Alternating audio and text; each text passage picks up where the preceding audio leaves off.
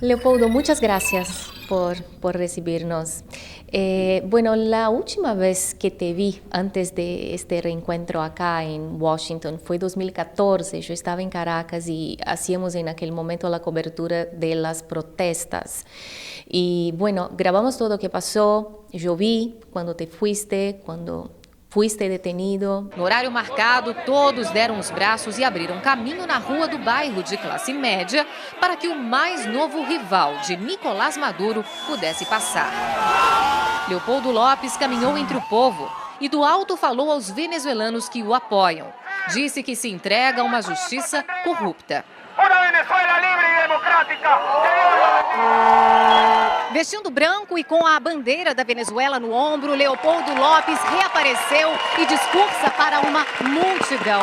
O paradeiro dele até hoje era desconhecido, já que a polícia tem ordem para prendê-lo. O governo o acusa como responsável pelas mortes durante as últimas manifestações. Após o discurso, o político opositor pretende conversar com a polícia. A conversa virou um interrogatório. Leopoldo Lopes entrou no carro branco blindado da polícia y fue levado para una prisión no interior del país. Y bueno, 8 años se pasaron y ahora te reencuentro acá. Si hoy miras para atrás en aquel momento, ¿haría algo distinto en relación a cómo manejaste todo en 2014 en relación al movimiento La Salida? Mira, la verdad, bueno, primero de nada, muchas gracias. Gracias por esta oportunidad. La verdad es que no, porque yo estaba muy claro que en aquel momento estábamos en una coyuntura en donde todavía no se percibía a Venezuela como una dictadura. Eran todavía momentos de confusión, en donde se hablaba de Venezuela como una democracia en decadencia, una democracia con problemas. Desde Europa decían una democracia caribeña, pero no se hablaba de lo que realmente estaba ocurriendo, que en Venezuela había una dictadura. Y estábamos conscientes que había que mostrar la cara fea de la dictadura. Y yo estuve muy consciente de que presentándome a una justicia injusta iba a contribuir a esa comprensión de lo que estábamos viendo en Venezuela. Ya no era claramente una democracia y que era una dictadura. Y así fue. Si tú ves los estudios de opinión en Venezuela, a partir del año 2014 se empieza a asumir que Venezuela es una dictadura y desde afuera se empieza a comprender que ya el problema no es simplemente un mal gobierno, como mucha gente lo busca presentar, sino es una dictadura, que es un tema mucho más complejo. Fue muy duro para mí, para mi familia sobre todo, para mi esposa, para mis hijos que estaban muy pequeños y para nuestro entorno, porque nuestro partido Voluntad Popular se convirtió en el principal blanco de la dictadura. Más de 500 detenidos, más de 100 presos políticos, tuvimos compañeros que fueron asesinados, torturados y muchos han tenido que ir al exilio. Mira, las Naciones Unidas hace poco tiempo emitió un comunicado sobre las torturas y la privación de los derechos humanos en Venezuela. Vos estuviste detenido en cárcel privado, después en arresto domiciliar también. En cuanto estaba detenido, ¿sufriste algo que las Naciones Unidas dicen que aún hoy pasa en Venezuela? Mira, para contextualizar, ese es un informe de la Comisión de Derechos Humanos, que es el tercer informe que presentan. En este se centran en lo que son las torturas por parte del SEBIN y del DGCIM, que son los órganos de inteligencia y de atropello político por parte de la dictadura. Un informe tremendo en donde relatan torturas, abuso sexual, desapariciones forzosas, ataques y hostigamiento a familiares. Es tremendo. Y además señalan una cadena de mando, que es lo relevante de este informe, porque no solo señalan los delitos, sino señalan quién ordenó los delitos. Y a la cabeza de eso está Nicolás Maduro. Después está Delcy Rodríguez, después Diosdado Cabello, después Tarek El Aissami. Entonces es un informe que, a diferencia de los demás, no solo relata el problema, sino señala la responsabilidad. Y sin duda alguna es un informe que yo diría que se queda corto también, porque Es un informe que relata 200 o más entrevistas, pero son miles de casos, miles y miles de casos. Vos, mientras estabas ahí detenido, ¿sufriste violencia? Mira, yo sí fui torturado y así lo resaltan otros informes de la ONU. La tortura de la que yo fui objeto fue el confinamiento solitario. Yo estuve prácticamente 4 años en la cárcel militar de Ramo Verde, la mayor parte de ese tiempo absolutamente solo, en confinamiento solitario. Luego fui privado de la luz, pasé buena parte de ese periodo totalmente a oscuras. O sea, no salías en ningún momento del día. Una semana salía 1 o 2 días que me bajaban media hora, 1 hora al patio. Otras semanas podía salir 3 veces, pero podían pasar 3 semanas sin salir. Fue mucho tiempo, 4 años es mucho tiempo. Y tuvimos atropellos de distinto tipo. En una oportunidad, y esto está todo relatado a los informes que ha presentado la ONU, lanzaron un tobo de excremento humano en la celda y no lo limpiaron por días.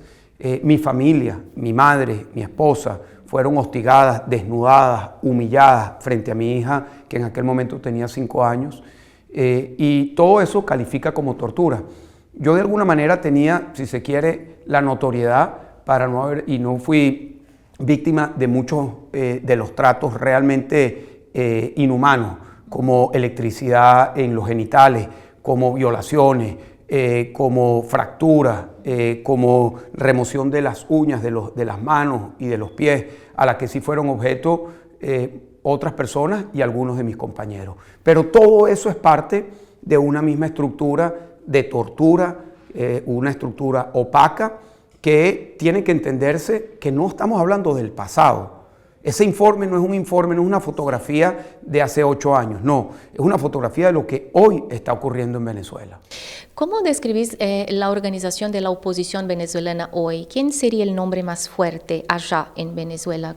Desde acá, cuando pensamos en oposición, pensamos en vos, Guaidó, que es el presidente interino y reconocido por países como Estados Unidos, y Capriles, que sigue ahí, ¿no? Hace pocos días dijo en sus redes sociales que tiene intención él de ser el capitán del país. ¿Quién sería el nombre más fuerte de la oposición hoy? Bueno, hoy en día la persona con mayor reconocimiento, a pesar de todo lo difícil que han sido estos últimos años, sigue siendo Juan Guaidó, con una realidad que no podemos ocultar, que es que hay una desesperanza, a veces hasta crónica, que es con lo que tenemos que luchar nosotros, porque no se ha logrado salir de la dictadura.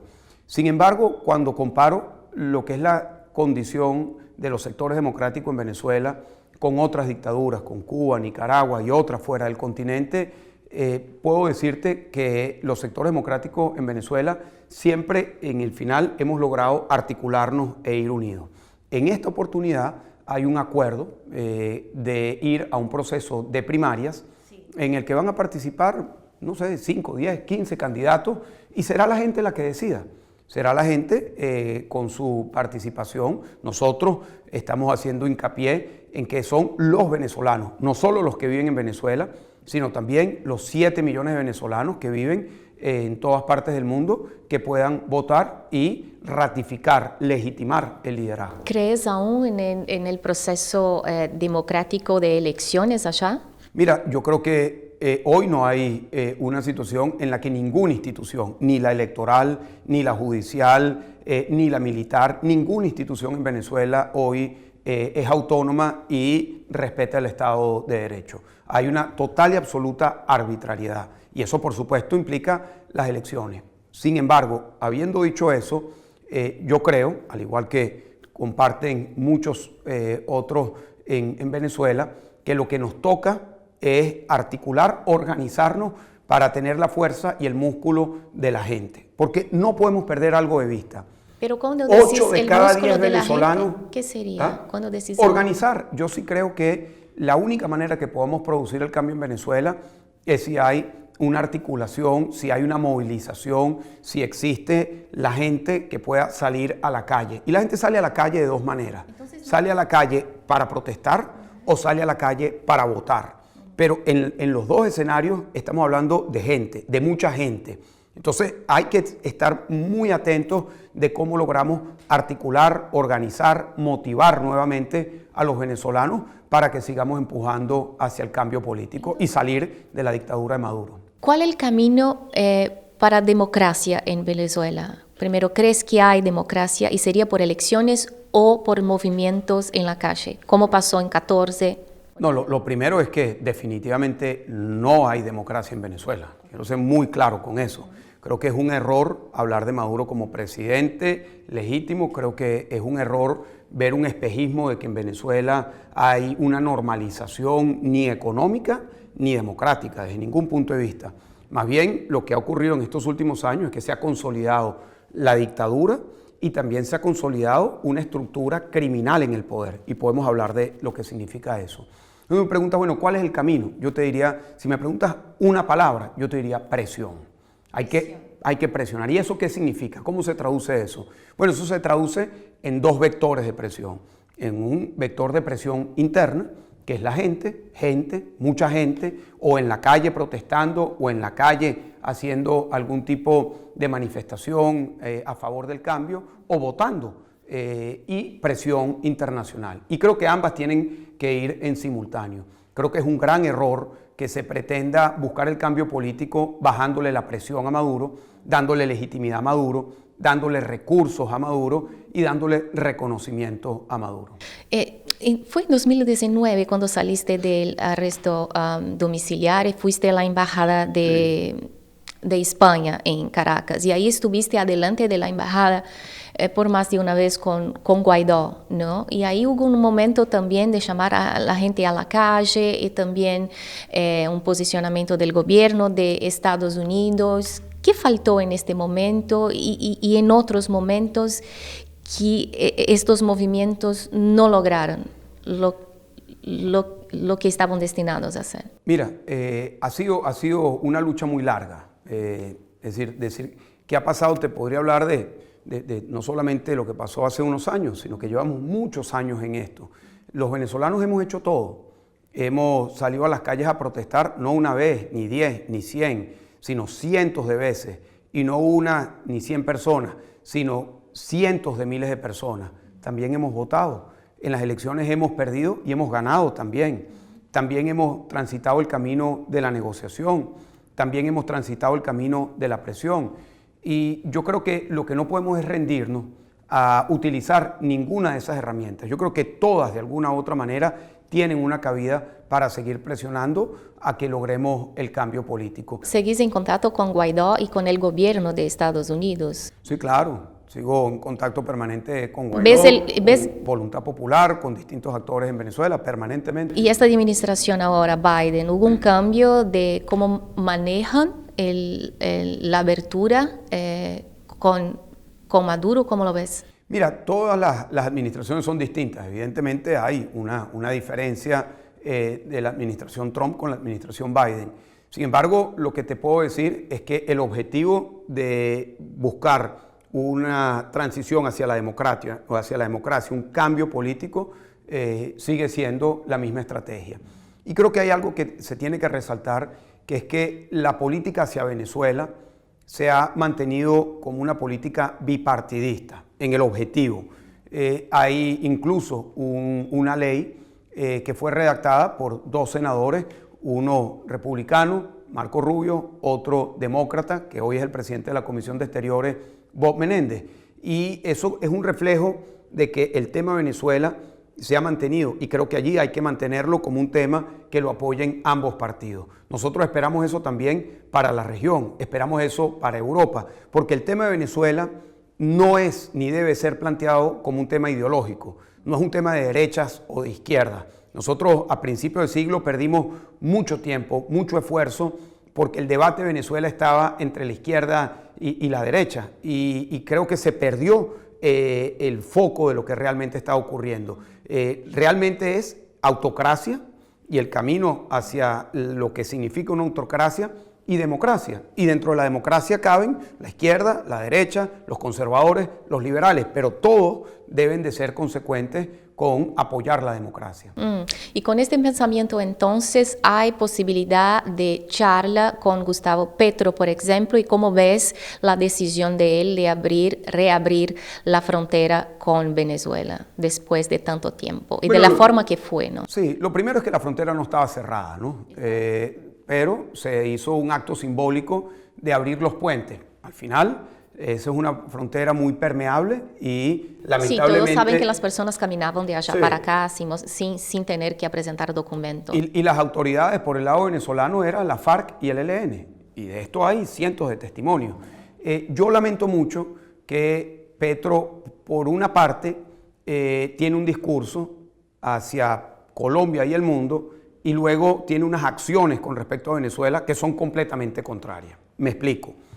Fue a la ONU Petro y habló de los derechos humanos y habló del tema ecológico, el tema ambiental como prioridad. De la Asamblea General. Decías. Bueno, esa misma semana, cuando Petro da ese discurso en las Naciones Unidas, esa misma institución publica un informe que referimos anteriormente, en donde se retrata la responsabilidad de Maduro de cometer crímenes de lesa humanidad. Es decir, el nivel superior, el máximo nivel que puede ser una persona como violador de derechos humanos, es lo que hoy es Maduro.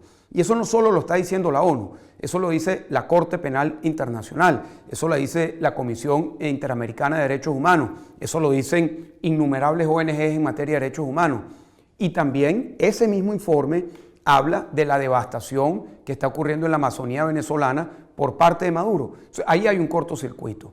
Yo lo que creo es que pretender invisibilizar la tragedia que ocurre en Venezuela, no hablando de las víctimas, no hablando de los derechos humanos, no hablando de la tragedia ambiental, es un error. Quiere decir que Petro puede normatizar la forma que Maduro maneja el país, ¿sería eso? Bueno, es que yo creo que hoy, en estas 7, 8 semanas que lleva Petro en el poder, Colombia se ha convertido en el principal promotor de la estabilidad de Maduro. ¿Y cómo la oposición? Yo veo al embajador de Petro en Venezuela más como embajador de Maduro que como embajador de Petro. ¿Y la oposición puede tener una abertura y exponer, por ejemplo, a él lo que me está diciendo ahora? Totalmente, estamos siempre dispuestos. Y así lo hemos hecho con distintas personas responsables dentro de los gobiernos de la región. Y nuestro planteamiento ha sido muy claro. Nuestro planteamiento ha sido: queremos elecciones libres. No le pedimos ni a Petro, ni a Chile, ni a México, ni a Argentina que reconozcan la Asamblea del 2015 y a Guaidó. Tampoco le estamos diciendo que el camino es reconocer a Maduro.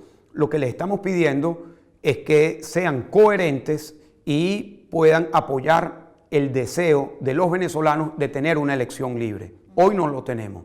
Lo que nosotros pedimos para Venezuela es lo que tuvo Petro en Colombia, una elección libre. Es lo que tuvo Boric en Chile, una elección libre. Es lo que tuvo AMLO en México, una elección libre.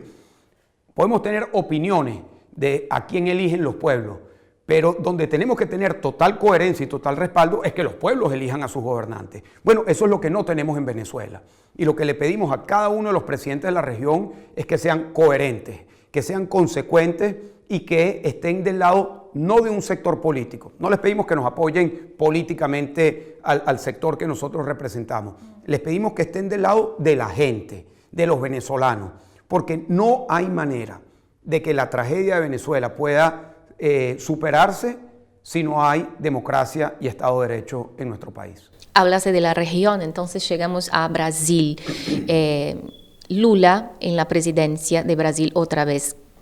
¿Qué pasa con la relación Brasil-Venezuela? ¿Qué puede pasar en su percepción? Bueno, ahí pueden pasar dos cosas. Ahí puede pasar que Lula se convierta en un aliado de Maduro y que busque lavarle la cara a Maduro, que establezca relaciones diplomáticas, comerciales y dentro de las redes de corrupción que ya sabemos cómo funcionaron. O sea, no es poca cosa lo que fue el caso de Odebrecht en Venezuela. Lo que pasa es que en Venezuela no hay sistema de justicia. Es decir, la manera como se fueron billones de dólares con la corrupción que venía de Brasil, al igual que otros países, está documentada. No lo digo yo, está más que documentado. O sea, ese es un camino que se podría dar. Esperamos que ese no sea el camino.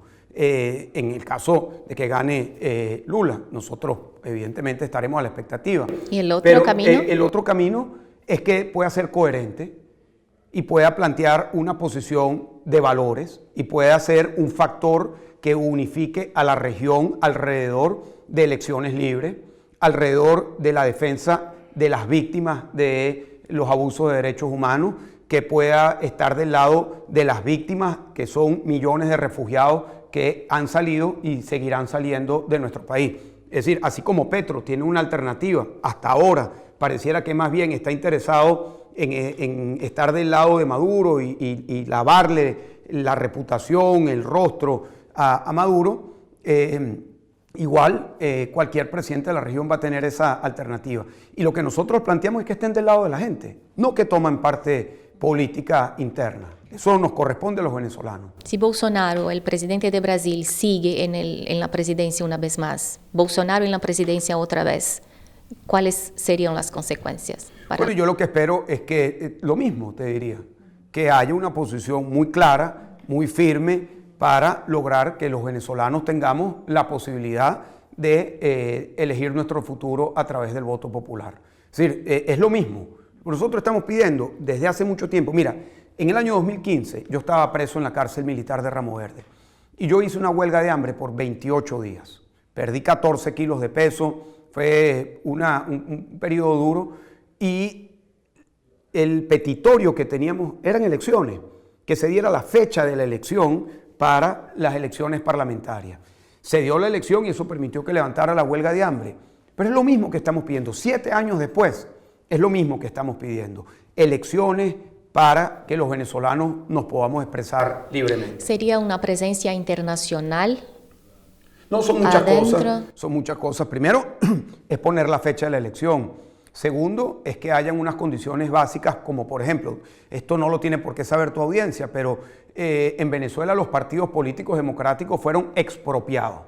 Es decir, los partidos se les quitó a sus autoridades legítimas y se le entregó a unos aliados de Maduro. Es decir, no está siendo Maduro como en las dictaduras del siglo pasado, en donde simplemente ilegalizaban a los partidos, sino que se los quitan a las autoridades legítimas y se los entregan a unos aliados de Maduro. Segundo, una buena parte de los líderes que tienen ascendentes, que son referentes, están inhabilitados, no pueden presentarse a la elección. Tercero, en Venezuela no hay la oportunidad de hacer esto que nosotros estamos haciendo. Desde hace muchos años, yo desde el año 2009, 2010, estoy vetado de los medios de comunicación en Venezuela. No podía ir. Mira cómo funciona en Venezuela una entrevista como esta. Si tú vas a una entrevista en un canal privado, te sientas y llega una productora y te dice, te lee la cartilla y te dice, recuerda, no puedes hablar de Guaidó, no puedes decir que Maduro es dictador, no puedes hablar de las violaciones de derechos humanos, no puedes hablar de la corrupción, no puedes hablar de los militares, cualquier otra cosa habla. Entonces, claro, ¿hay medios de comunicación en Venezuela? Sí, pero ¿hay información en Venezuela libre? No. Y creo que esto también hay que decirlo claramente, los medios de comunicación que todavía quedan, que son los privados, se han autocensurado de manera tal que tienes, como te digo, los productores antes de cualquier entrevista, y esto se lo puedes preguntar a cualquier venezolano que haya ido a una entrevista recientemente en medios de comunicación, condicionan y censuran al entrevistado. Leopoldo, ahora su realidad es que estás aquí, su familia está en España, ¿no? ¿Y ves alguna posibilidad de que vuelvas a su país? No, claro que sí, yo soy eternamente optimista y siempre lo seré. Nosotros vamos a regresar a Venezuela y vamos a ver una Venezuela libre. Y ha sido un tránsito difícil, pero creo que lo tenemos que llevar con optimismo. Mira, no ha sido fácil esta lucha para nadie, para ningún venezolano. Cada venezolano que tú te consigues en la calle en cualquier país del mundo es una historia de lo que ha sido la tragedia de un país. Cada uno desde su perspectiva. Pero hoy los venezolanos estamos muy conscientes de lo que significa la libertad. El pueblo venezolano hoy puede hablar con propiedad de lo que es la libertad. Hay países, yo siempre hablo esto con gente en Europa, en Estados Unidos, son países libres. No conoces la libertad hasta que no la tienes. sea, uno conoce realmente lo que es la libertad, lo que es la justicia, cuando no la tienes. Leopoldo, ¿crees que puede hacer más por su país desde acá, de afuera, de lo que si estuviese en la cárcel y por eso saliste y elegiste? Bueno, yo pasé 7 años privados de libertad, no fueron 2 días, fue mucho tiempo y me ha tocado esta circunstancia. Lo decía Bolívar, lo decía Ortega y Gasset también, es el hombre y sus circunstancias.